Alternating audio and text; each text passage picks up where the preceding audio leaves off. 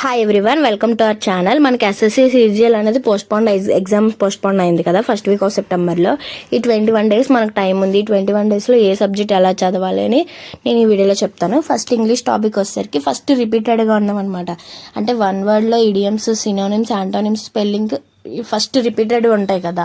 Previous year క్వశ్చన్స్లో రిపీటెడ్గా ఉన్నవి చదవాలి. తర్వాత లెటర్ సిరీస్లో అన్నమాట. First A letter, B letter, C letter అలా లెటర్స్ వైజ్గా చదువుతూ వెళ్ళాలి. తర్వాత రీజనింగ్ వచ్చేసరికి ప్రీవియస్ ఇయర్ క్వశ్చన్స్ అన్ని ప్రాక్టీస్ చేస్తూ ఉండాలన్నమాట.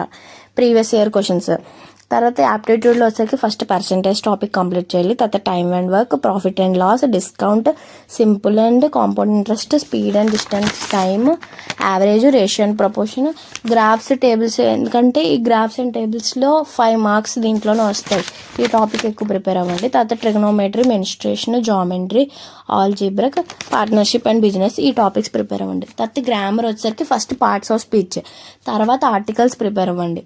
తర్వాత active and passive voice, indirect and direct speech. ఇందులో మళ్ళీ గ్రామర్లో ప్యాసేజ్ ఎక్కువ ప్రిపేర్ అవ్వండి. ఎందుకంటే ప్యాసేజ్లో మనకి 5 marks గెయిన్ అవుతాయి. సో ప్యాసేజ్ అనే టాపిక్ కూడా ఎక్కువ ప్రిపేర్ అవ్వాలి.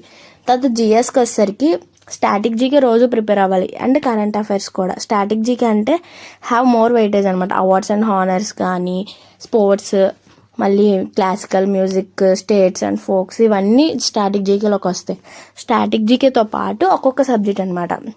ఒక్కొక్క టాపిక్, కంప్యూటర్ గురించి, ఎన్విరాన్మెంట్ గురించి, ఫిజిక్స్ గురించి, బయాలజీ గురించి, మొత్తం కెమిస్ట్రీ, ఫస్ట్ ఈ టాపిక్స్ చదవండి. తర్వాత వచ్చేసరికి ఎకనామీ, పాలిటీ, జాగ్రఫీ. ఈ జాగ్రఫీ, హిస్టరీ అనేది ఎక్కువ కాబట్టి సో ముందు కొంచెం చిన్నగా ఉన్న టాపిక్ ముందు చదువుకున్నాం అనుకో మనకి తక్కువ టైం ఉంది కాబట్టి ఈజీగా అవుద్ది. తర్వాత ఎక్కువ టాపిక్ ఉన్నది లాస్ట్లో చదివితే బెస్ట్. సో ఇంకా లాస్ట్ 5 days వచ్చి మాత్రం ప్రీవియస్ ఇయర్ క్వశ్చన్సే ప్రాక్టీస్ చేయాలి. ప్రీవియస్ ఇయర్ పేపర్సే ప్రాక్టీస్ చేయాలి. ఎందుకంటే మనం రోజు చదవడమే కాదు, లాస్ట్ ఇయర్స్ వచ్చేసరికి మనం ప్రాక్టీస్ చేయాలి ఎక్కువ. ప్రాక్టీస్ ఎందుకు చేయాలంటే చాలా క్వశ్చన్స్ మనకి తెలియనివి ఉంటాయి. సో ప్రాక్టీస్ అనేది ఎక్కువ చేసామనుకో మనకి చాలా క్వశ్చన్స్ తెలుస్తాయి, రిపీటెడ్గా వచ్చేవి కూడా ఉంటాయి. సో లాస్ట్ 5 days మాత్రం only previous years papers practice చేయండి. సో వీడియో నచ్చితే లైక్ చేసి, షేర్ చేసి, సబ్స్క్రైబ్ చేసి సపోర్ట్ చేయండి. Stay tune for next.